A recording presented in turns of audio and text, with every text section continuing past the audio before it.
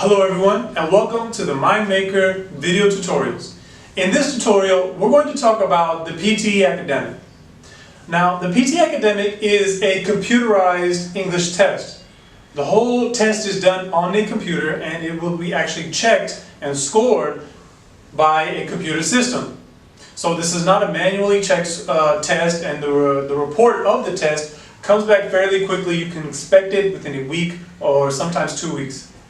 Now let's talk about what is included in the PTE academic test. Now of course there are 4 different modules that you will have to complete, and these are communicative skills that you will be scored on.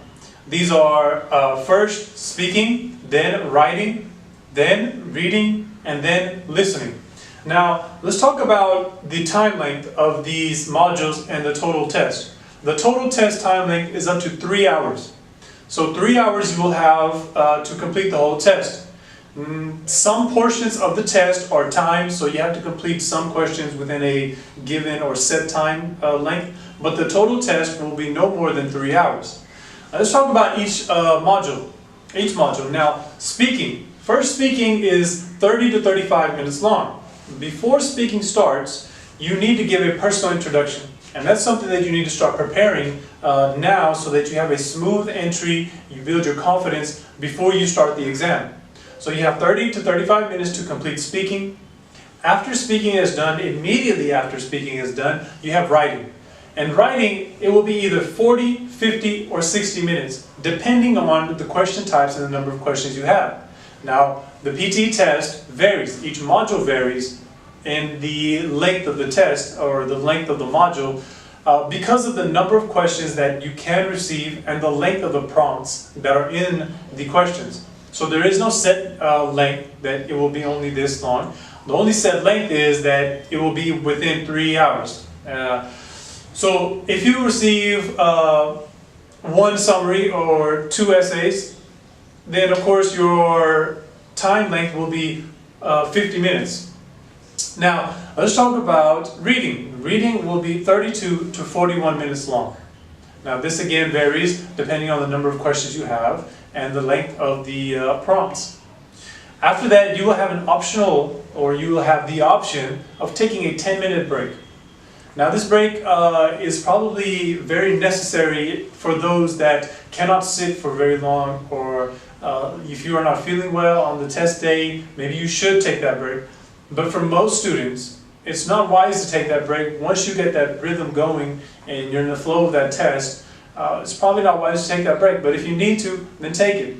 After that, the listening starts. The listening is 43 to 58 minutes long. Here again, depending on the number of questions and the length of the prompts in the questions. Now, what type of prompts will you have? Well, you have prompts that you will have to read that are text, and you will have audio and visual prompts. So these all vary. They won't be extremely long, but they will be fairly good in size, to where you will have to draw some type of content from them. So you do not have to have any type of knowledge, prior knowledge, that you're not going to be tested on. You're not going to be tested on your previous academic knowledge or anything else. Everything that you need to tell or retell or explain will be in the test. It will be within the prompt. All you have to do is pull out that information and explain it in a way that exercises and shows your English speaking abilities. Now let's talk about the scoring system. Now you have an overall score, and the score will be between 10 to 90. This overall score is put together, determined by all the scores that you receive throughout the test. And of the communicative skills that I told you about, speaking, writing, reading, and listening, those will have a score each of 10 to 90. So you'll have a 10 to 90 score for speaking, 10 to 90 for writing, 10 to 90 for reading, and 10 to 90 for listening. And this will be compiled to make your overall score. Now, that's not the only scores that you receive. You will also receive enabling skills.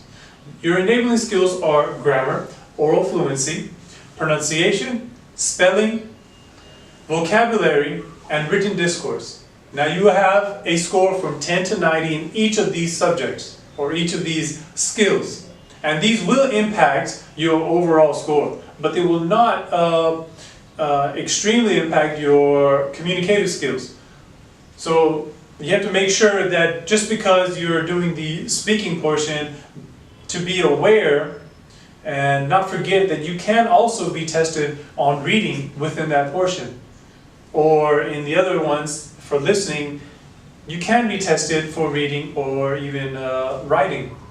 So make sure that you develop a good skill in all of those enabling skills, and make sure you practice. The speed of the test is very fast, so you need to practice in a manner that is going to reflect that test-like environment.